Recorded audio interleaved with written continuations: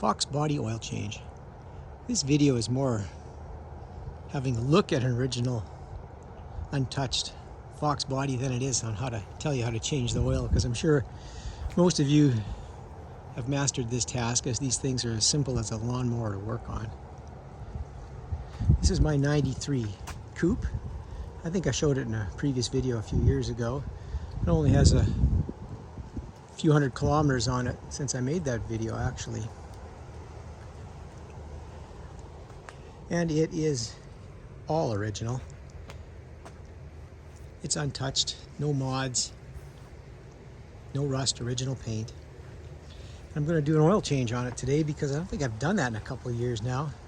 Even though it hasn't been driven in a couple of years, the oil's timed out now. It's time to dump it and put some new stuff in. So I thought we'd have a look at my old car here. Maybe talk about Foxbodies for a bit. This car is a 93, the last year they made them. And it's wearing all its original paint. It still has all its body tags on. And you can see the quarter window here. The windows are perfect, the moldings are perfect. This thing's never been stored outside. It's been kept in the garage its whole life. It hasn't really been driven in the rain in the last 20 years. Interior is perfect. This is an all delete car. So when they ordered this LX, they deleted every option. No AC, no power, nothing. All you get is a V8 engine and a 5-speed transmission. I don't think the back seat's ever been sat in this car. It's in beautiful condition. Yes, the ashtray still works.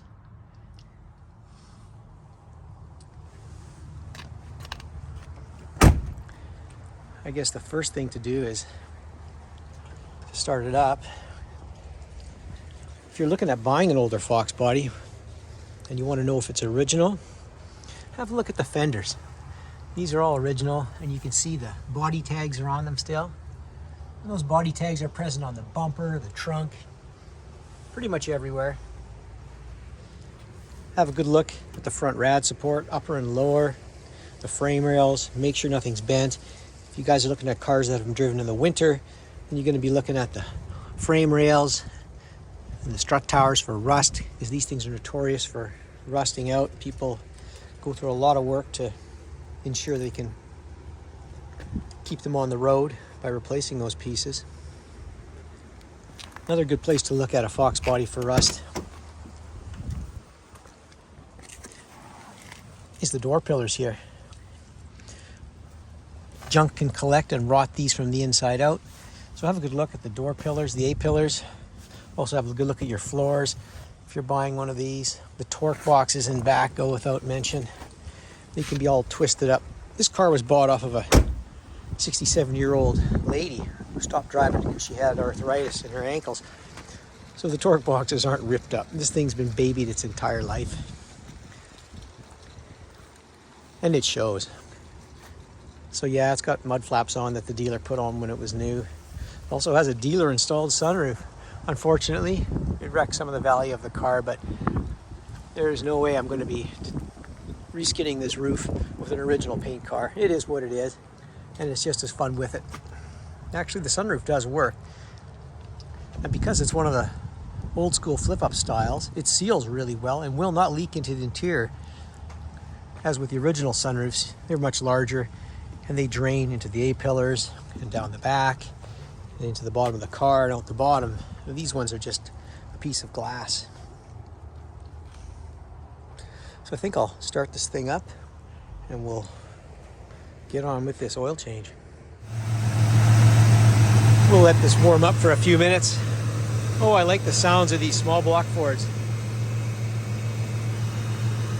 This car does drive really nicely.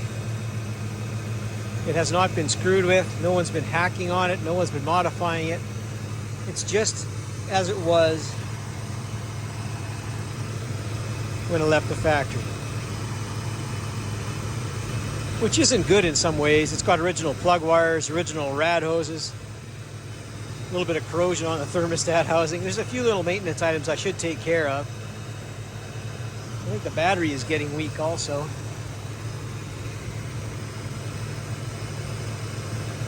No air conditioning compressor to get in the way on this car.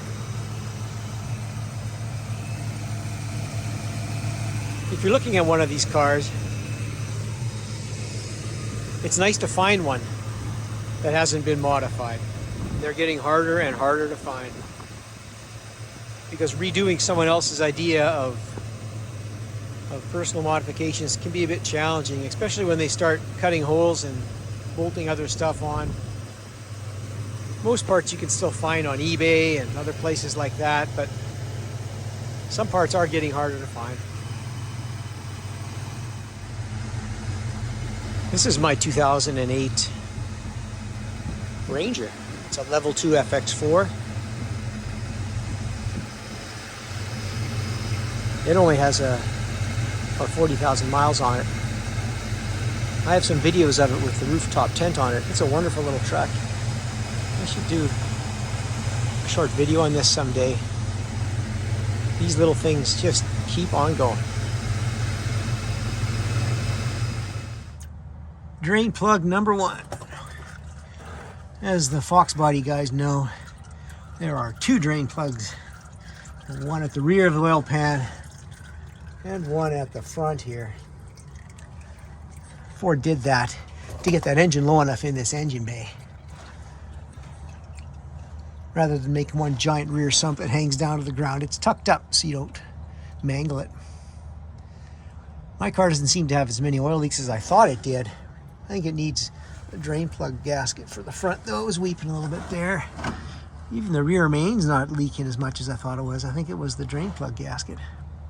These old cars do have a lot of leaks, though. This one's pretty good. I'm running cheapo Fram filters, yes. Should be running good stuff, but this car sees so few miles. The oil that came out was clean. I bet you there's only about 800 kilometers on that oil.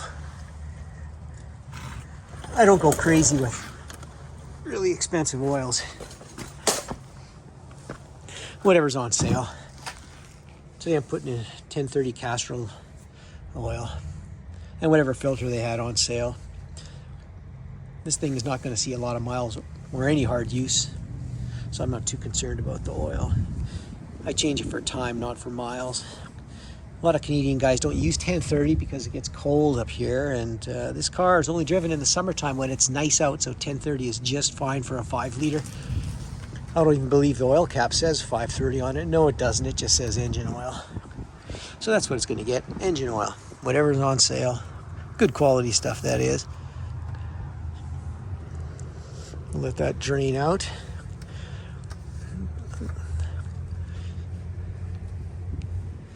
Even the serpentine is getting a little cracked here. I'm going to have to change that. That's not too bad yet. Not bad.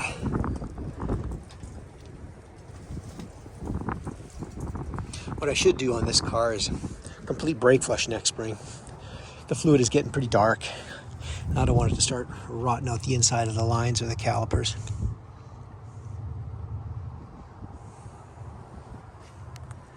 All right, time to add 5 liters of oil. Well, 4.7 liters anyway. Drain plugs are on. I should buy new crush washers for these. I will next time for sure. I always say that, but next time I will do it for sure. Got my crappy tire oil filter on there. I don't think I'll buy another one of those again. They look even cheaper than the Frams, and the Frams aren't very good to begin with.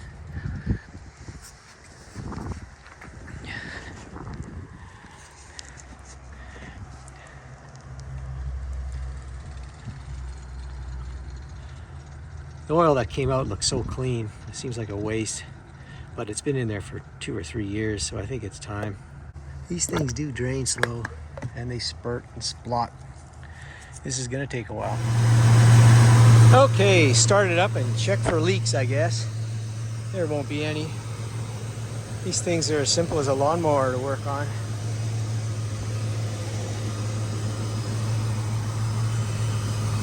Satisfying getting the oil changed in the old car.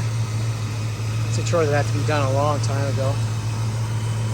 I've got a few more things to pick away at this. I want to keep it in as good shape as I can. I did manage to spill a hell of a lot of oil down there, though.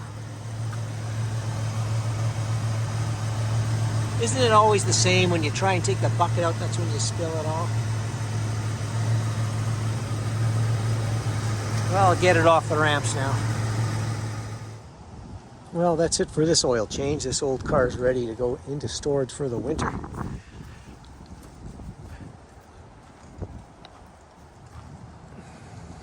Summer's too short up here. These cars are becoming harder to find though, especially in this type of condition.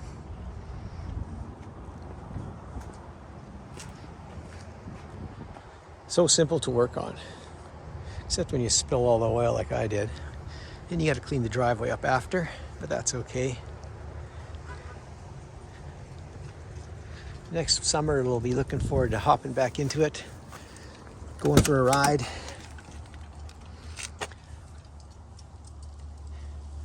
This black interior gets pretty warm in the summertime though. No rust on this car. That's the original paint. Thanks for watching.